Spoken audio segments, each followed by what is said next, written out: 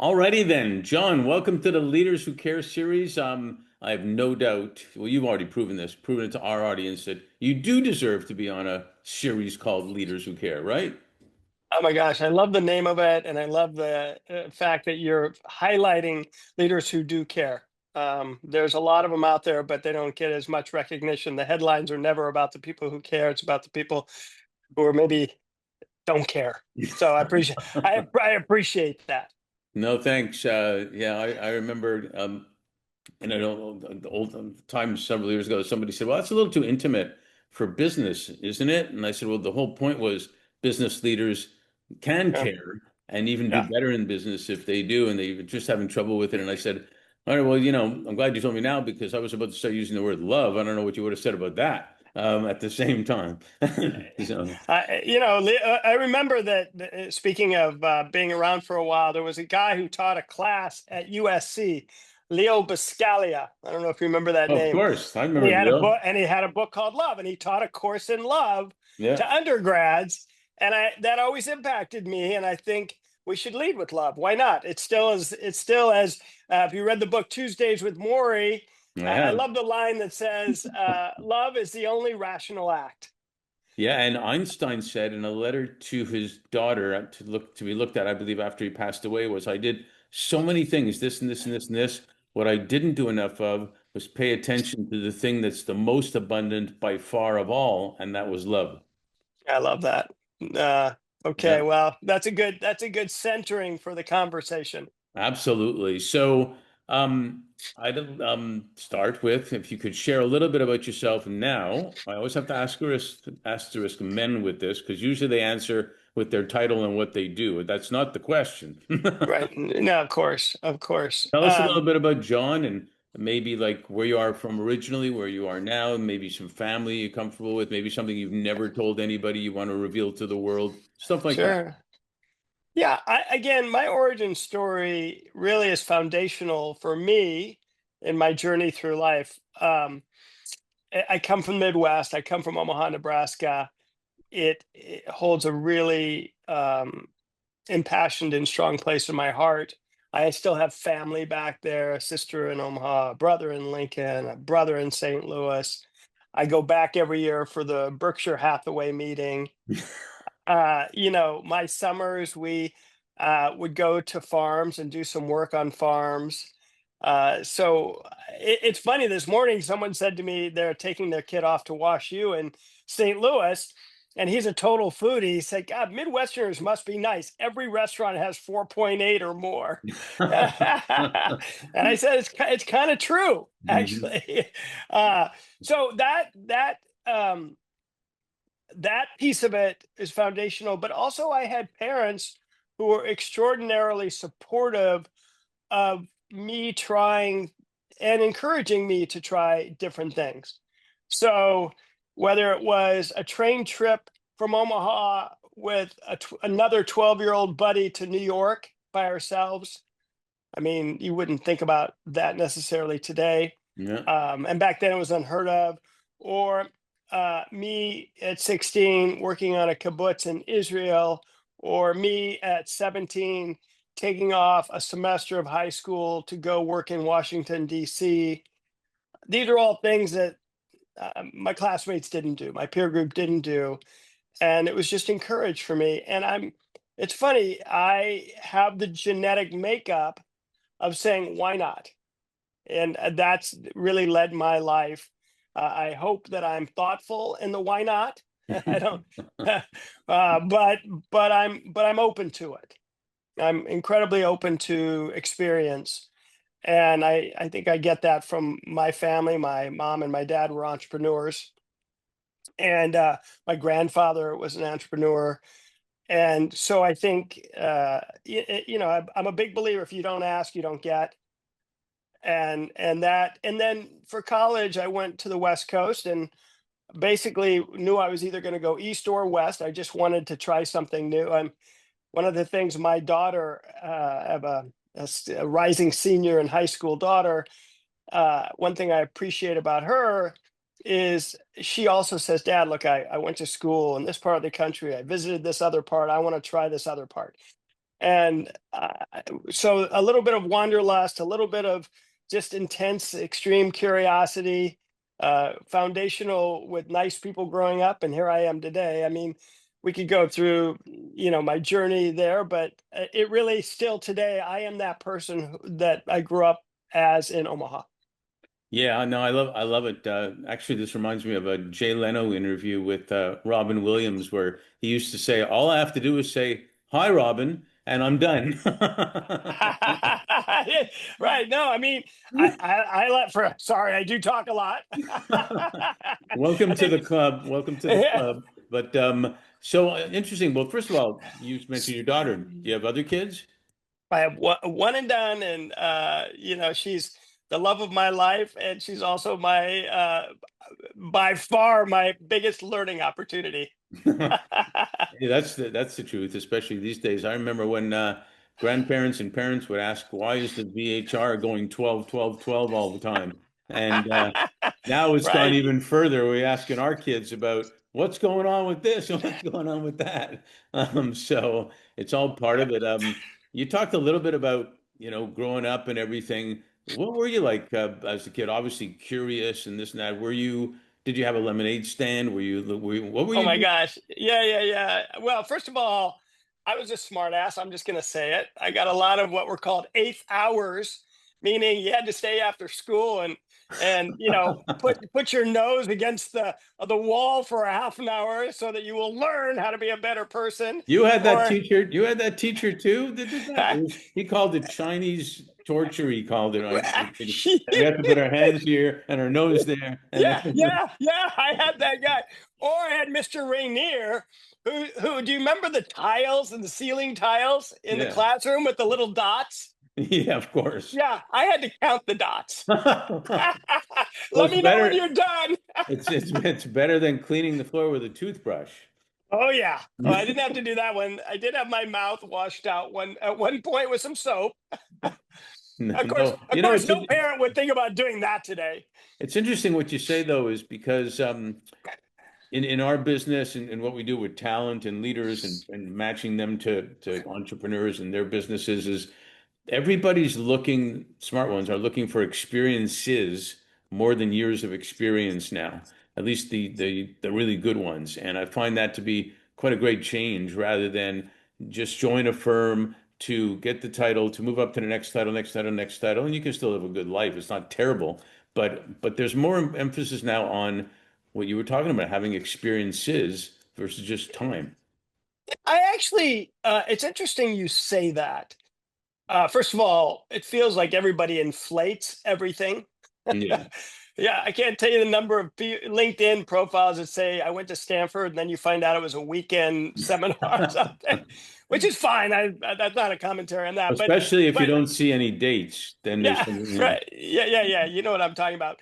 But I would say to you, your observation is correct that people are valuing that more in my life because I did have a lot of experiences. I gravitated towards those few that valued them. So you're right, right? So I literally said, okay, if people value the fact that I speak Chinese or lived in Asia or did these crazy things, that's probably a good fit because that means they're open as well and they're learners yeah. almost by definition.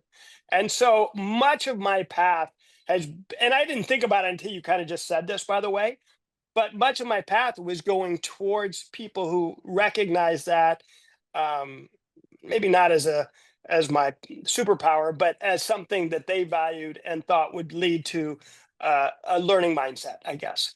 Yeah, because life's short, as they say, and people want to experience things um and learn, the smart ones anyway want to learn about the different foods, the different cultures, the different businesses, the different everything. I know you're not allowed to say diversity anymore, apparently, but the diversity of all those things is spectacular. You actually started a little bit on that road. Education wise, you went to the semester at sea, right? ISC.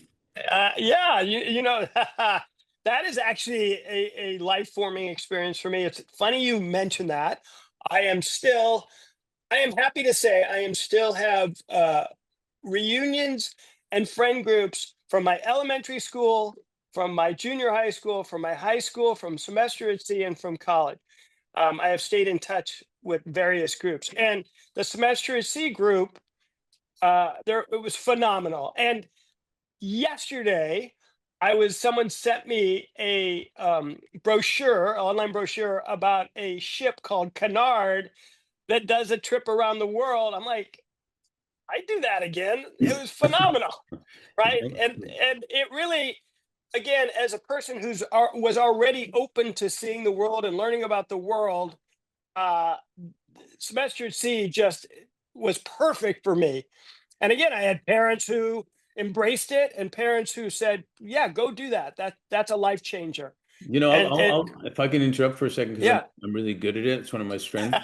Um, is wouldn't it be awesome if there could be equal opportunity for as yeah, many as possible, if not all, to experience that? And yeah, I yeah, will tell you, because my parents didn't have the money for some of the stuff you're talking about back then. But one thing we've done and we've continued it is when we went on hockey tournaments to other places to whatnot to play, instead of staying yeah. in a hotel, we stayed part of the time in the family in the house of families that were in the tournament with us.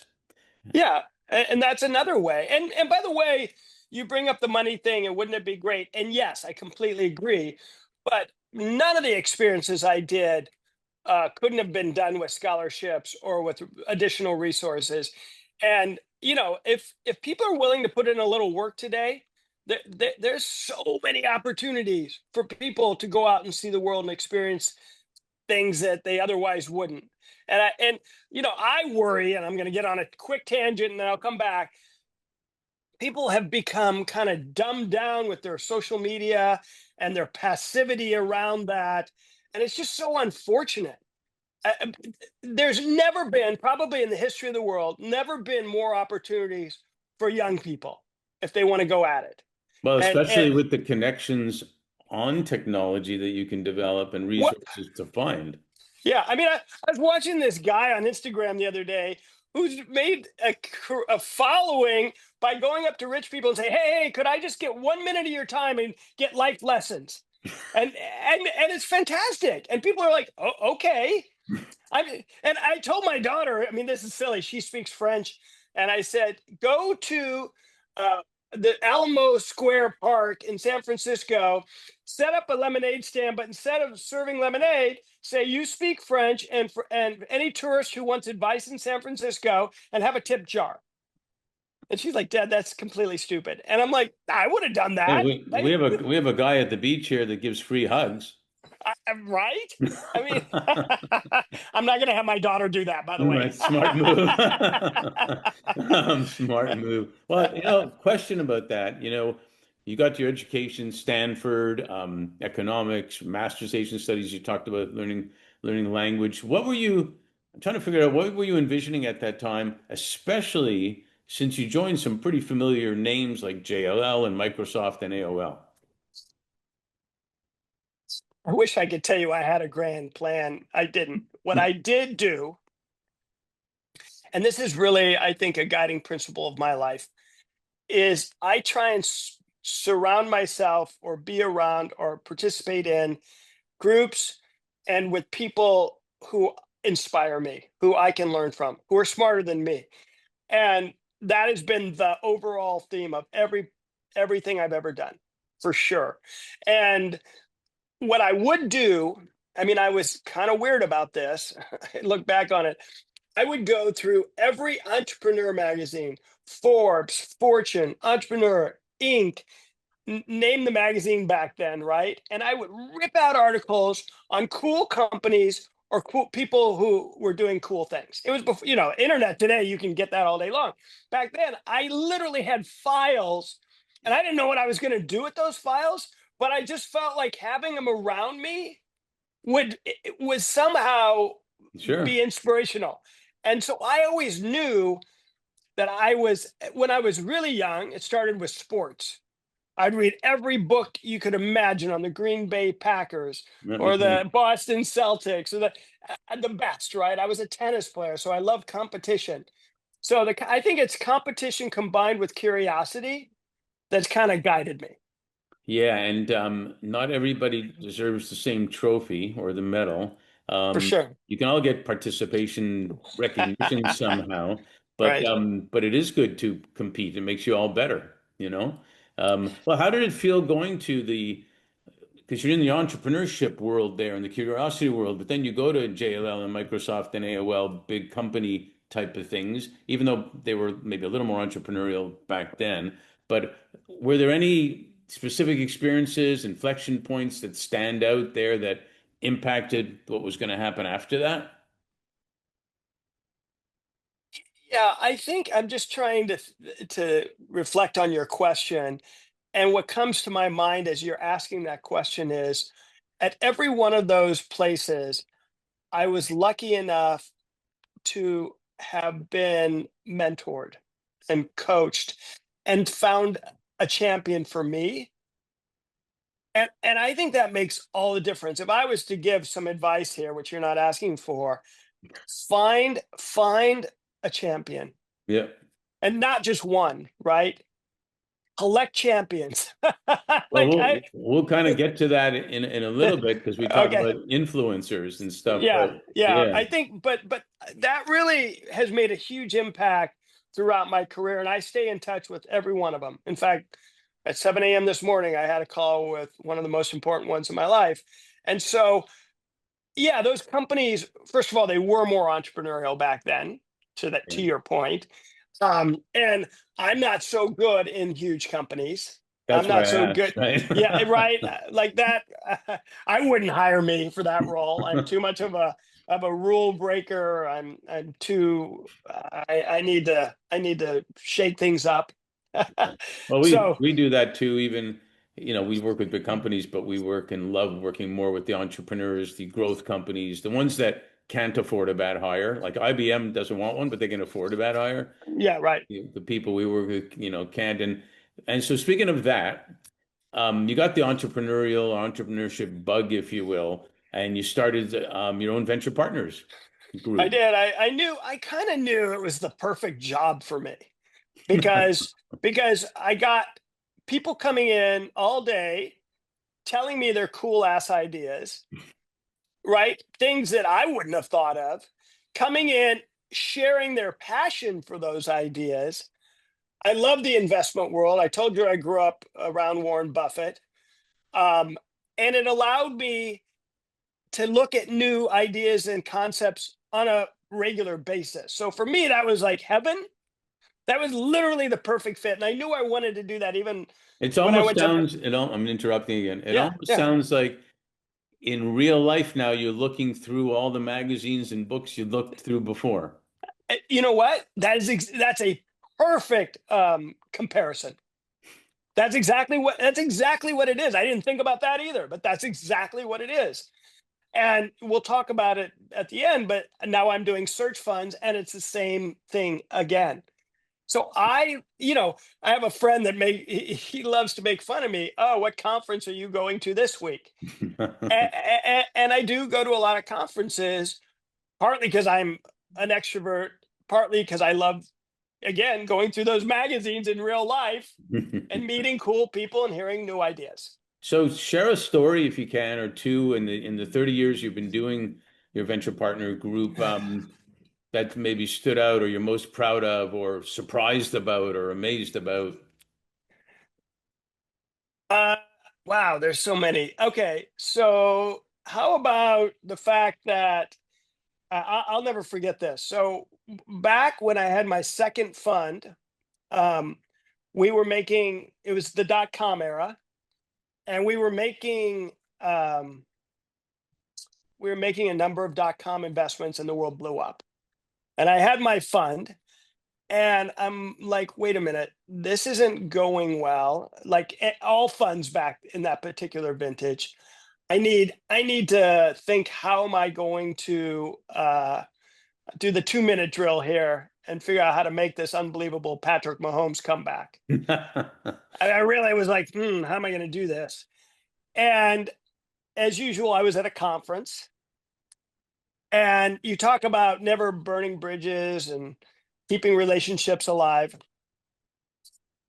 There was a guy who I had gotten to know through Microsoft who had a large private equity buyout fund who I saw at the JP Morgan conference. I said, "Hey, Roger, how are you?" And he said, "Hey, John, I'm great. I have just put together the best idea I've ever had." And I'm like, for Roger to say that, he has a storied career. I'm all ears.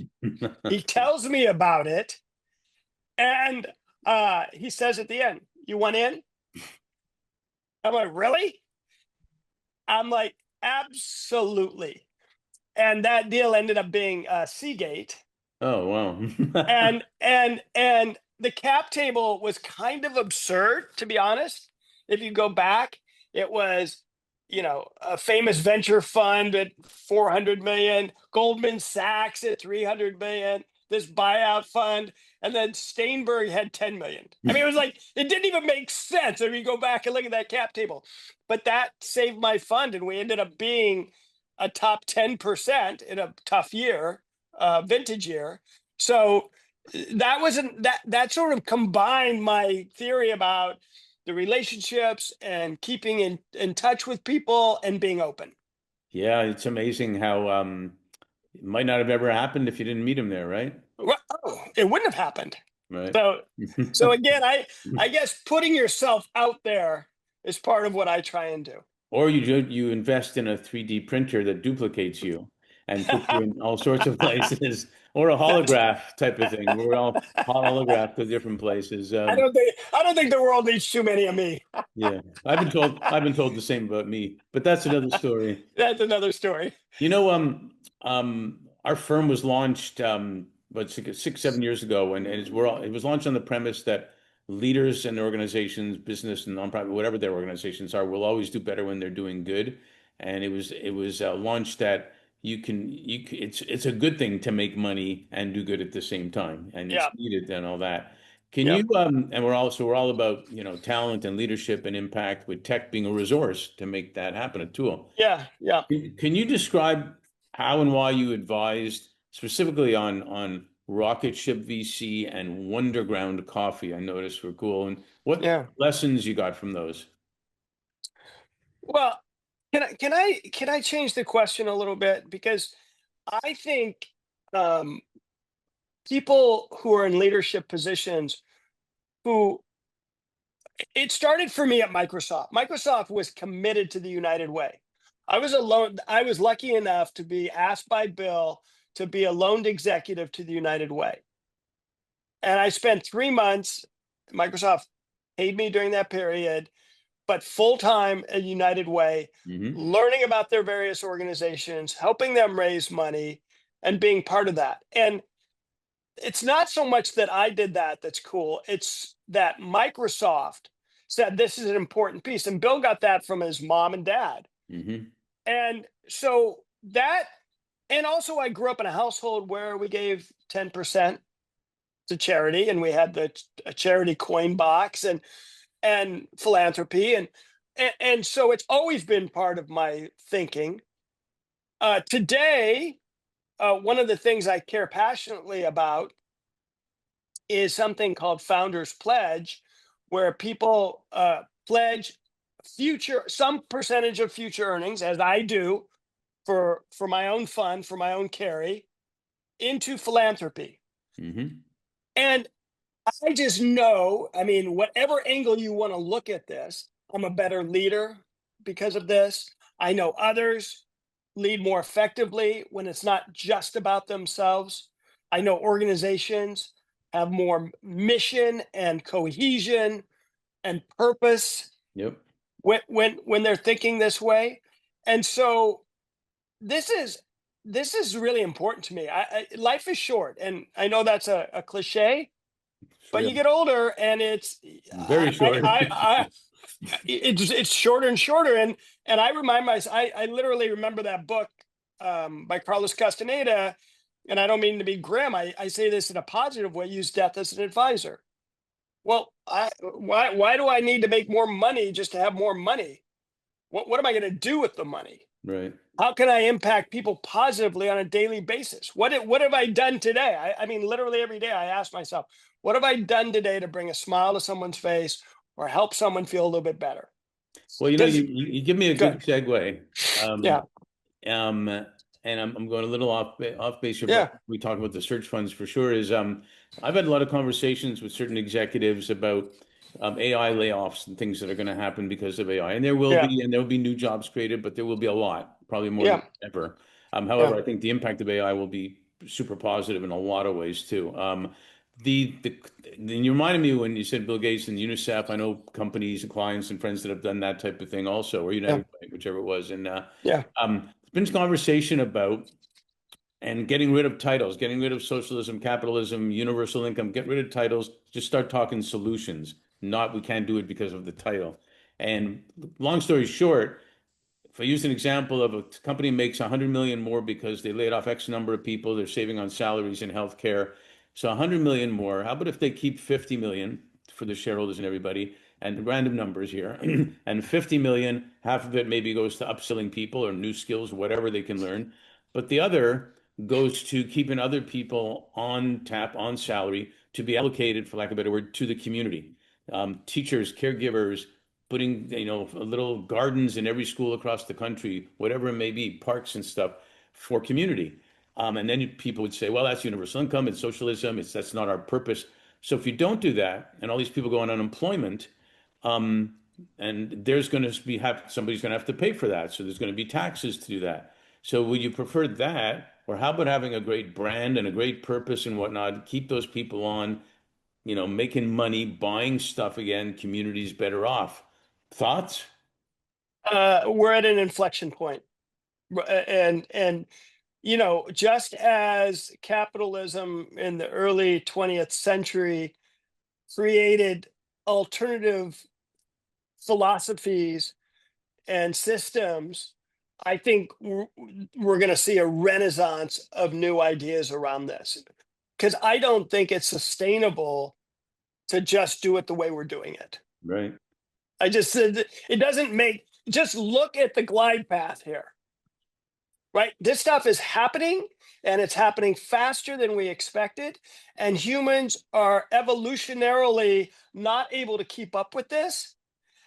And I think I cannot predict what's going to happen, but the old way is not going to be the new way. It won't work, is my sense. Yeah. And What? so something like something like you're describing Yeah. in some form is going to have to happen.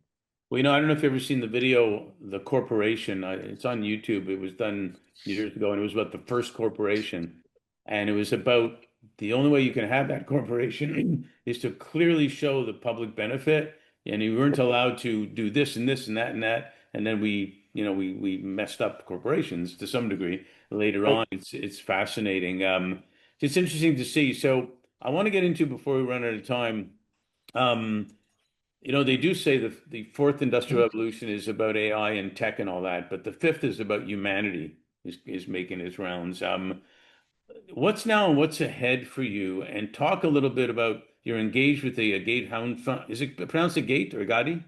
That's so funny. Sorry to laugh. I was just telling someone yesterday, I had no idea when I came up with the name that it would be so troublesome for people. Agate is a gem. Oh, Agate. Okay, But great. but you did give the two alternative uh, ways that people say it. Agate or a gate, which I say sure, a gate. We're a gate to great investments. Yeah. Agate sounds very European, so I like that. But it's agate, which is the Nebraska state rock. Oh, And I grew up with Irish wolfhounds, so and rock hounds seek out investment gems.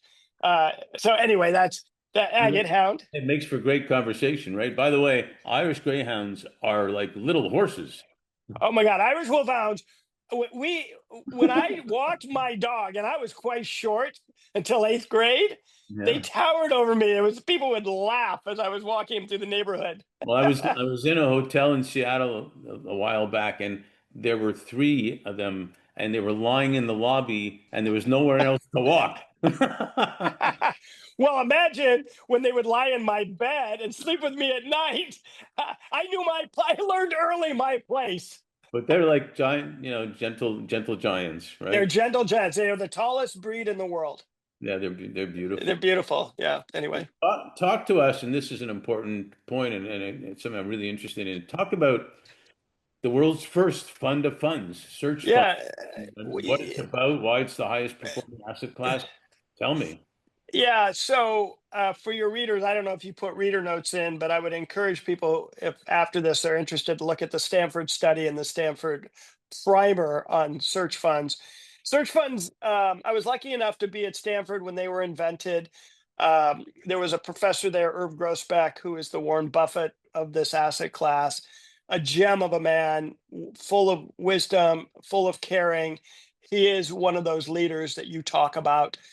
And what's great about search funds is it is a path to entrepreneurship that has guardrails on it through the mentoring, coaching, training, and teaching of incredible professors and investors. And it's a very sophisticated playbook. Think of what you might about Bill Belichick, but that guy could coach. And no matter who the players were, they won.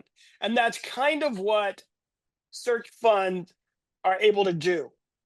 They bring the right people in, and they have apply a playbook and a methodology, and the results have been 40 years of net 35% returns. I mean, it's truly astonishing. And so I said, why am I not allocating some of my own asset allocation and resources to this? And so 7 years, almost 8 years ago now, I started going to the conferences and meeting the people, and realized that I was not a member of the club.